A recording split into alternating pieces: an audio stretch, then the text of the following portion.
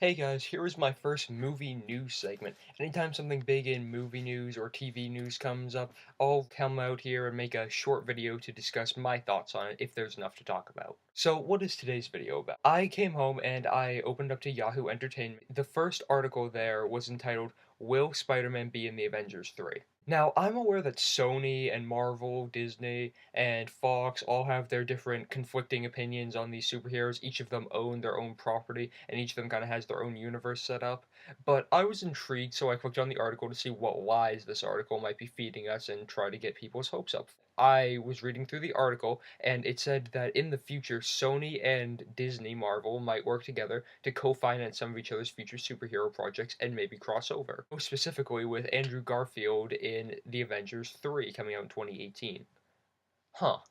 Now, after initially reading this as a Spider-Man fan and as an Avengers fan and as a Marvel Cinematic Universe fan, and I just saw X-Men Days of Future Past a couple weeks ago, one of the first X-Men movies I've seen, so that was cool. So now as an X-Men fan, I thought that could be pretty sweet.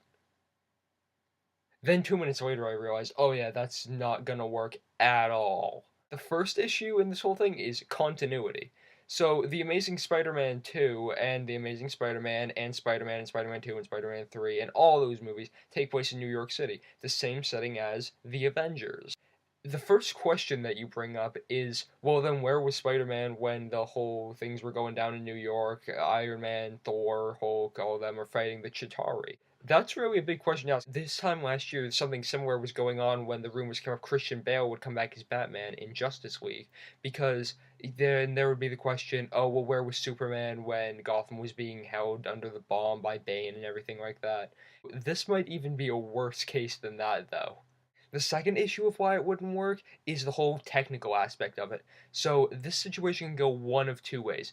One, Andrew Garfield said he might not even sign on to be in Sinister Six or The Amazing Spider-Man 4, and in that case, you wouldn't introduce a new actor in Amazing Spider-Man 4, assume the public's gonna like him, then throw him right into Avengers 3. You're not gonna do that if you're smart, Sony, which you guys seem to be. Thing number two of how that could go down, alright, Andrew Garfield signs on to be in Sinister Six and Amazing Spider-Man 4, but Amazing Spider-Man 3 is slated to come out in 2016, Sinister Six for sometime in 2017, and Amazing Spider-Man 4 for sometime in 2018.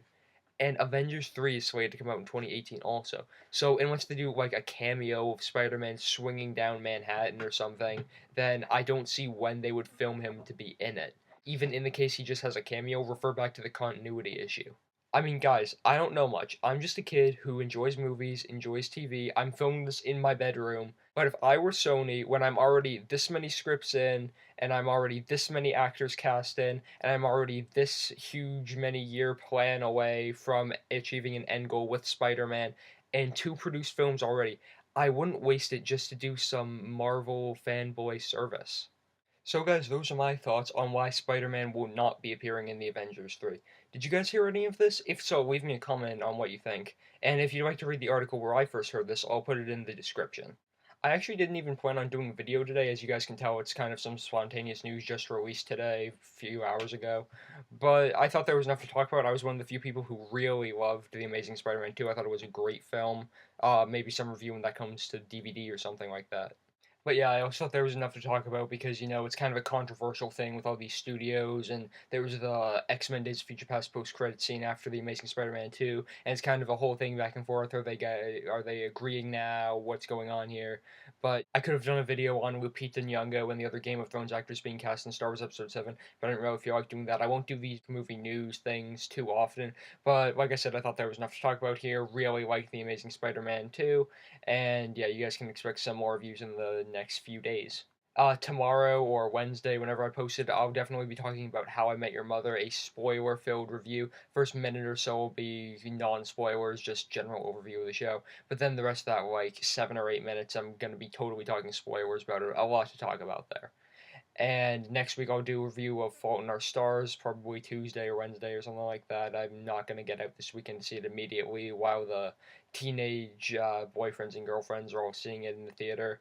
And this Friday, probably, I actually, you guys can't see this, but I have shelves here and here, and it's where I keep all of my movies, DVDs, and Blu-rays. Blu-ray, but I looked up and I have Man of Steel on Blu-ray, like not even opened. It wasn't a gift or anything. I guess I just bought it and never watched it on Blu-ray. I saw it like 2 or 3 times in the theater, but never watched it on Blu-ray. So I'm gonna watch it this Friday or so, and I'll get a review up of that too.